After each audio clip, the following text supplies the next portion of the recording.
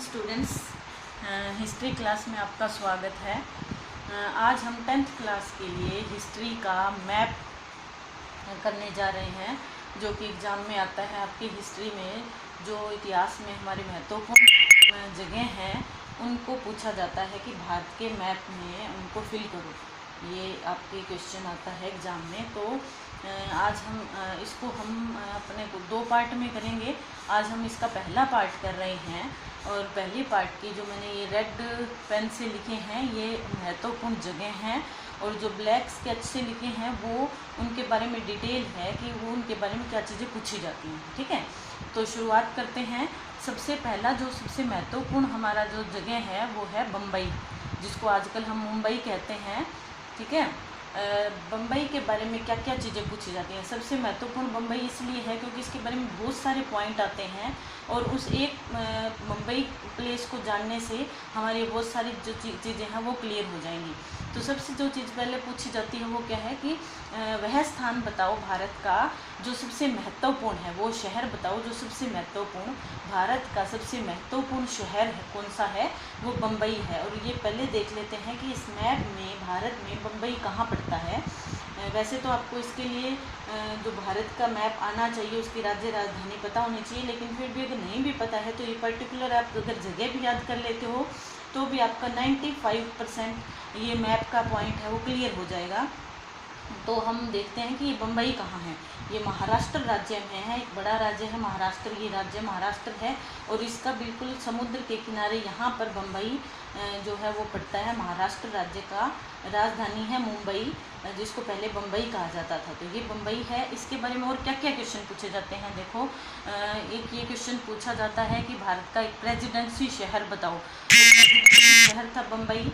ठीक है, फिर है भारत की आर्थिक राजधानी कौन सी है, ये भी पूछा जाता है कि वह जगह बताओ जो भारत की आर्थिक राजधानी है, वो भी क्या है, ये बम्बई है। ठीक है, सपनों का शहर कौन सा है, सपनों का शहर क्योंकि यहाँ पर फिल्में बनती हैं, फिल्म उद्योग है यहाँ पे, इसको माया नगरी भी कह देते हैं, कई बार माया नगरी के रूप में भी क्वेश्चन आ जाता है। तो सपनों का शहर कौन सा है, बम्बई।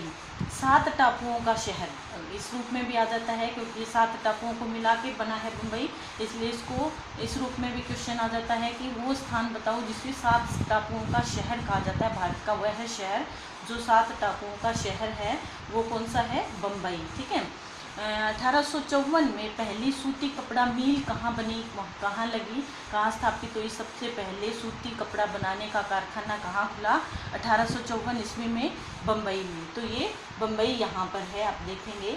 ठीक है, तो ये सारे जो पॉइंट है ये बम्बई से संबंधित है, बार बार ये रिपीट होते रहते हैं, इसलिए बहुत ही महत्वपूर्ण जगह है बम्बई। ठीक है, दूसरा हमारा जो स्थान है वो कौन सा है, कोलकाता, जिसको पहले कलकत्ता कहते थे, अब इसको कोलकाता कहते हैं। कोलकाता देख लेते हैं, इधर मैप में देखिए कहाँ पर है कोलकाता।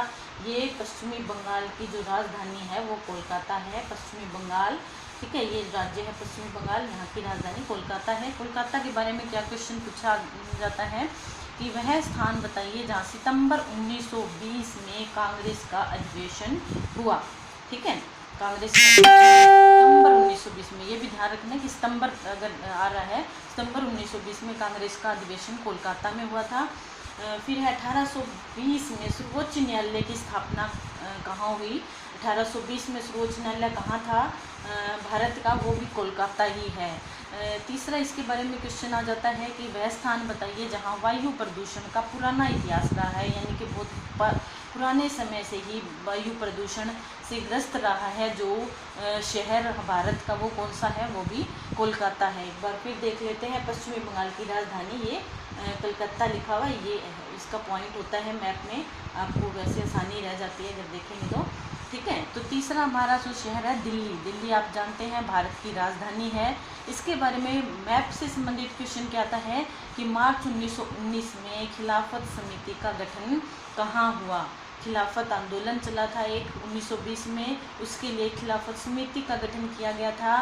वो कहाँ हुई थी, वो समिति का गठन कहाँ हुआ था, दिल्ली में, जो भारत की राजधानी है। ये देखिए आप, हरियाणा के पास पड़ता है दिल्ली, ये दिल्ली है, ये पॉइंट है दिल्ली का। ठीक है, तो ये दिल्ली आपको मैप में यहाँ फिल करना पड़ेगा ऐसे। चौथा हमारा पॉइंट है जमशेदपुर। जमशेदपुर किस लिए महत्वपूर्ण है और कहाँ है, पहले हम देख लेते हैं नक्शे में। झारखंड राज्य में जमशेदपुर, बिल्कुल नीचे नीचे पॉइंट है इसका, ये देखिए जमशेदपुर झारखंड में है। और इसका महत्व क्या है कि भारत में पहला लौह इस्पात संयंत्र यहाँ पर लगा था। लौह इस्पात का, लोहे का कारखाना सबसे पहला जो लगा था वो जमशेदपुर में लगा था। ठीक है, अगला है दांडी। दांडी जो है वो कहाँ पर है, गुजरात में। इधर आप देखोगे ये गुजरात राज्य है हमारा, और ये बिल्कुल समुद्र के तट पर दांडी जगह पड़ती है। दांडी इतिहास में क्यों फेमस है, क्योंकि यहाँ से गांधी जी ने सविनय अवज्ञा आंदोलन की शुरुआत की थी। उसके लिए यहाँ दांडी में जाकर उन्होंने नमक कानून को तोड़ा था, नमक बनाया था। नमक कानून को तोड़ने के साथ ही उन्होंने सविनय अवज्ञा आंदोलन की शुरुआत की थी 1930 में। ये दांडी गुजरात की एक जगह है। ठीक है, अगला जो हमारा पॉइंट है वो है गोवा। गोवा राज्य है हमारा। गोवा राज्य कहाँ है आपको पता होगा, महाराष्ट्र और कर्नाटक के बीच में। ये छोटा सा पॉइंट है, समुद्र के किनारे पड़ता है गोवा।